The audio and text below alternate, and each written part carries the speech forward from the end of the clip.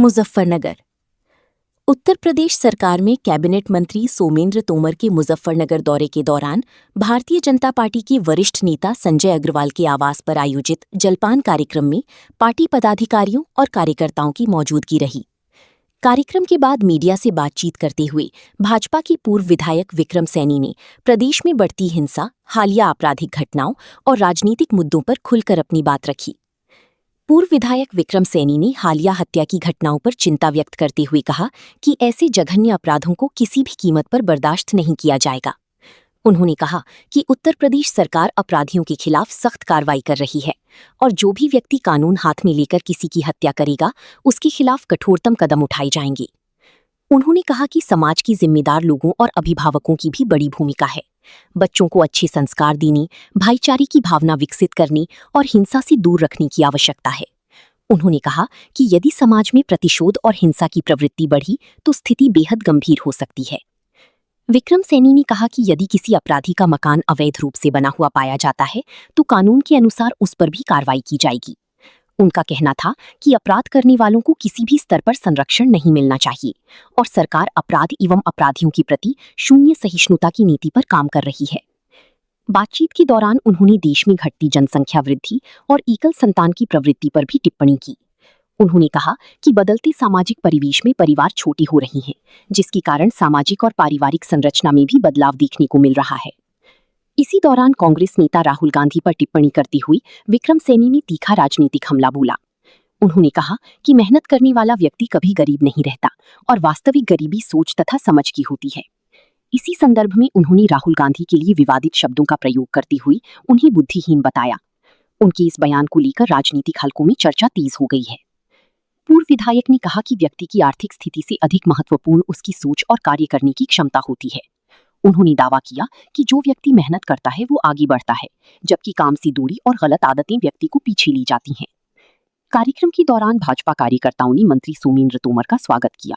मंत्री ने कार्यकर्ताओं और स्थानीय लोगों से मुलाकात कर उनका हालचाल जाना तथा संगठनात्मक गतिविधियों को लेकर चर्चा की। कार्यक्रम के बाद सभी नेता अपने निर्धारित कार्यक्रमों के लिए रवाना हो गए। समय रहती रोका जा सकी। आज सोमेंद्र तोमर पहुंचे थे जिले में, समीक्षा बैठक की, उसके बाद यहाँ संजय जी के यहाँ पहुंचे थे। किस तरह का यहाँ तो जलपान था एक तरह से, भाई कुछ कार्यकर्ता इकट्ठे हो गए, संजय अग्रवाल जी घर आए, परिवार का हालचाल पूछा, कार्यकर्ताओं का हालचाल पूछा और अपने काम के लिए चले गए। तो अच्छा, पहले दिल्ली में होली पे एक लड़की की बलि छिड़ गई थी, अब बकरा ईद पर एक हत्या कर दी गई। क्या कहेंगे गाजियाबाद की जो घटना हुई है? ऐसा है, ये दोस्ती के नाम पे ऐसे लोग कलंक हैं और जो ऐसा करेगा तो एक्शन तो हो गया, वो भी मर गया, मकान ढह गया। देखो, उत्तर प्रदेश सरकार ऐसे लोगों को बिल्कुल बख्शने वाली नहीं है और जो समाज के जिम्मेदार लोग हैं उनको बच्चों को अच्छे संस्कार देने चाहिए।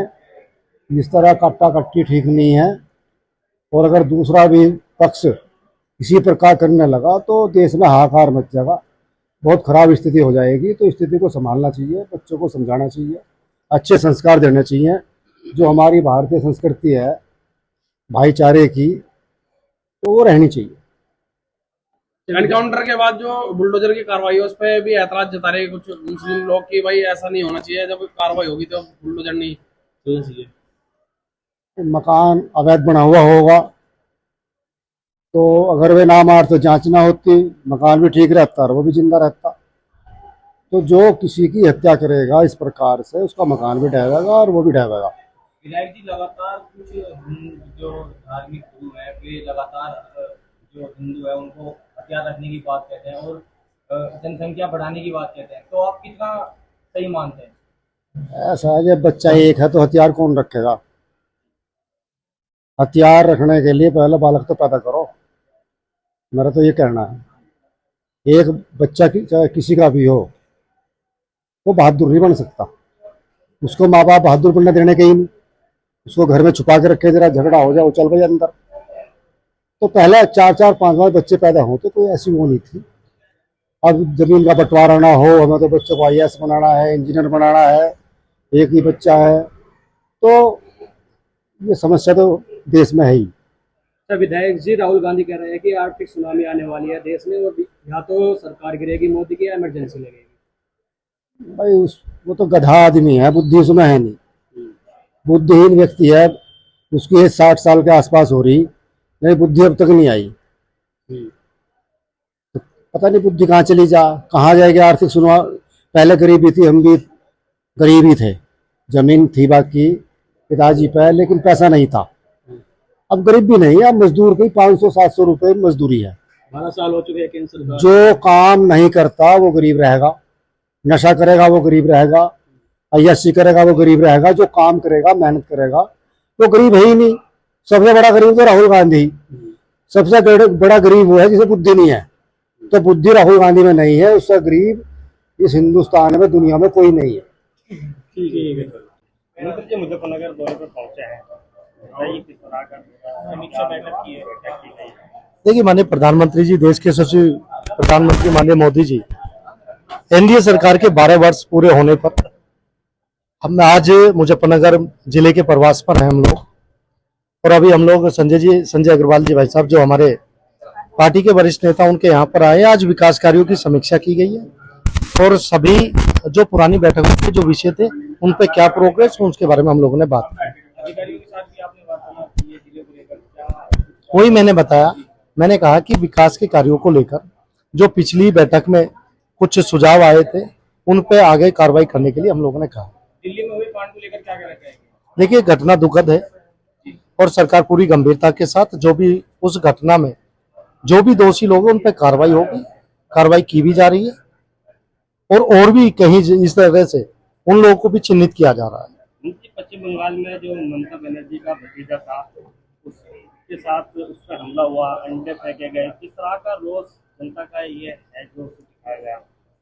देखिए, किसी भी सामाजिक और राजनीतिक क्षेत्र में काम करने वाले व्यक्ति के साथ हो सकते हैं कुछ लोगों की, लोकल स्थानीय लोगों की कुछ भावनाएं आहत ही हुई हो, लेकिन राजनीतिक लोगों के साथ और सामाजिक लोगों के साथ इस तरह की घटनाएं नहीं होनी चाहिए। ममता बनर्जी ने कहा अगर हेलमेट न पहनता तो अभिषेक को मार देते थे लोग। देखिए, कभी कभी हमें अपना पुराना समय भी याद कर लेना चाहिए। उन्होंने जिस तरह से पश्चिम बंगाल को दिया, जिस तरह का हम जैसा देते हैं वैसा ही अपने आप को स्वयं मिलता है। उन्होंने पश्चिम बंगाल को जिस तरह की अराजकता के दौर से लेकर वो चली थी, वो अराजकता धीरे धीरे खत्म हो रही है। लोगों के अंदर उसी को लेकर गुस्सा है। जिस तरह के काम उन्होंने किए थे, लोग उससे आक्रोशित भी है। कैबिनेट में आप पहुंचे हैं, किस तरह का अब विजन है? क्या मुजफ्फरनगर के प्रभारी मंत्री है, क्या कुछ खास मुजफ्फरनगर के लिए रहेगा? देखिए, पार्टी नेतृत्व का जो आशीर्वाद मिला है, हमारा प्रयास यही रहेगा। मुजफ्फरनगर की जिम्मेदारी माननीय मुख्यमंत्री जी के और पार्टी के आशीर्वाद से मुझे मिली है। हमारा प्रयास यही है, मुजफ्फरनगर हमारा बहुत समृद्ध और पुराना जिला है, उसकी पहचान इसी तरह से आगे बढ़ती रहे। जहां पहले मुजफ्फरनगर को एक क्राइम कैपिटल के रूप में देखते थे, लेकिन आज मुजफ्फरनगर का गुड़ राष्ट्रीय और अंतर्राष्ट्रीय स्तर पर अपनी प्रसिद्धि पा रहा है।